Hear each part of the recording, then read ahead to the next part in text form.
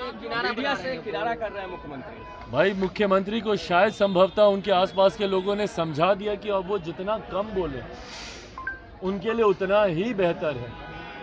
हाथ जोड़ने की भी जो उनकी बॉडी लैंग्वेज है उसमें भी सुधार की गुंजाइश ज़रूर है, पर मुझे लगता है ये एक अच्छी सीख उनके आसपास वालों के द्वारा दी गई है, क्योंकि मेरे मुख्यमंत्री एक समय था उनकी बोलने की शैली के लोग मुरीद होते थे। भाई मेरा उनसे लाख विरोध सही, पर यकीनन शुरुआती दिनों में मेरे मुख्यमंत्री जितना नपातुला बोलते थे और जो शैली थी मैं भी उससे प्रभावित था।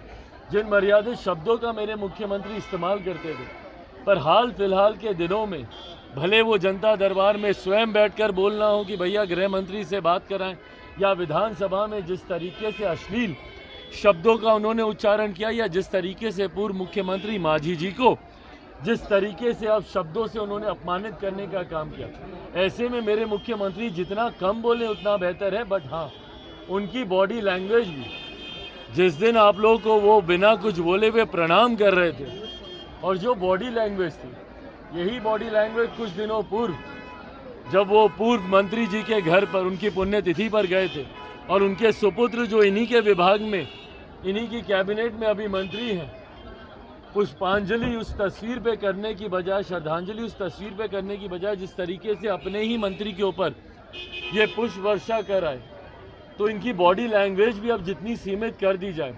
देखिए मैं बार बार कह रहा हूँ, इनके आसपास के लोगों को इस बात का ध्यान देने की ज़रूरत है कि कहीं कुछ गड़बड़ी तो है।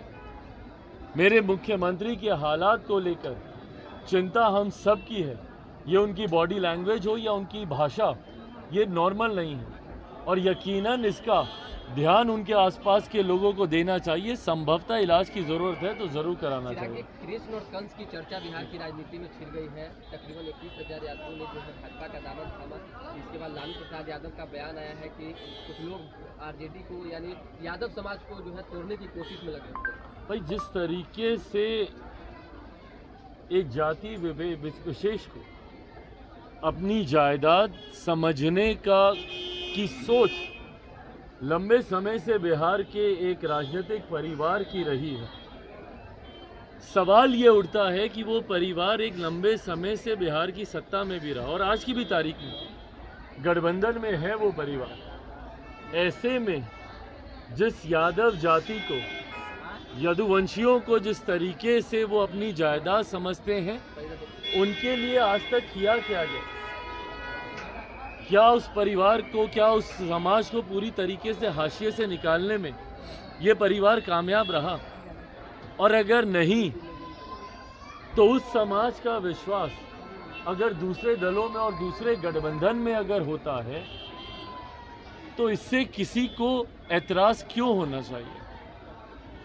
और कल जिस तरीके से दूसरे राजनीतिक दलों में उस समाज से आने वाले लोगों के बारे में जिस तरीके से बातों को कहा गया है, ये दर्शाता है कि कहीं ना कहीं इनसिक्योरिटी तो है उस परिवार में, कि जो समाज आज तक कहीं ना कहीं एक बंधुआ मजदूर की तरह इनके साथ जुड़ा हुआ था, वो इनसे आज छटकने लगा, इनसे दूर जाने लगा, और दूसरे दलों में, दूसरे गठबंधनों में उनका विश्वास है।